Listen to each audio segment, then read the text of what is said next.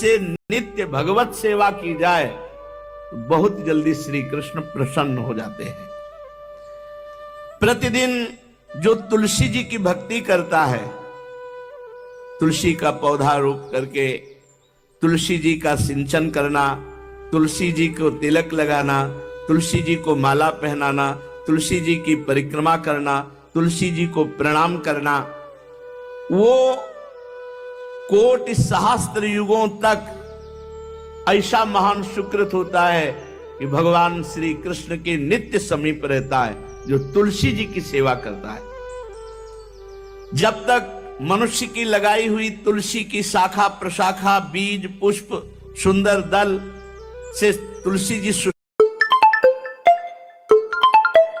शोभित होती है, तब तक हजारों कल्पों में श्री हरिधाम में रहते हुए उसका कभी पुण्य नष्ट नहीं होता। जैसे एक दिन तो 1000 कल्प, 2 दिन 2000 कल्प वो भगवान के नित्य धाम में महान सुकृत के बल से भगवत धाम में रहेगा, जो तुलसी जी का पक्का मान लीजिए। जब स्वयं सिंह से तो तुलसी जी रोपण करके तुलसी जी का एक वन लगाया और रोज नवीन नवीन मंजरी तुलसी दल लेकर प्रभु के चरणों में, कहीं न कहीं तुलसी जी की कृपा हुई। वृंदावन, ये वृंदा अधिष्ठात्री देवी वृंदावन की है, इनकी कृपा के बिना।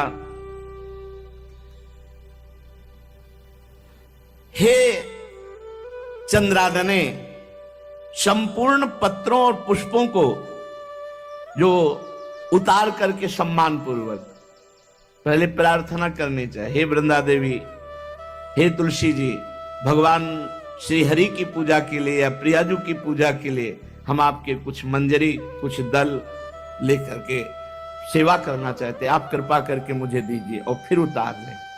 ऐसे नोचना नहीं, बहुत सम्मान से बहुत प्यार से, तो तुलसी जी प्रसन्न होते हैं। जो मनुष्य तुलसी दल से श्री हरि की पूजा करता है, कोई भी पाप उसका स्पर्श नहीं कर सकता। पूर्व में किया हुआ कोई भी पाप उसको दंड नहीं मिलेगा, जो तुलसी जी की आराधना नित्य करता है। अब इतना जल भी ना चढ़ा दे, मार पुण्य हो जाए और तुलसी जी अंतर ध्यान अनुकूल जल, जैसे मान लो गमले पे हैं तो इतना बड़ा तांबे का रोज उससे चढ़, अब भर के लोटा चढ़ा दोगे 2-4 दिन में अंतर ध्यान हो जाएंगे तुलसी जी। बहुत विवेक से जरूरत है, मतलब भारी पुण्य होगा। अब इतना बड़ा लोटा रोज जल चढ़ाओगे तो 2-4 दिन में पीली होके अंतर ध्यान हो जाएंगे। भाई इतना जल, अनुकूल जल चाहिए। एक तांबे का छोटा सा लिया, ऐसे रोज डालो, उसमें कोई फर्क नहीं। और गमला उठाकर धूप में विराजमान करो। सेवा का मतलब क्या है? जो तुलसी जी को जल अर्पित करके तुलसी जी की सेवा करता है, हरि चिंतन करता, कभी कोई पाप उसका स्पर्श नहीं कर सकता। 100 भार सोना, 400 भार चांदी,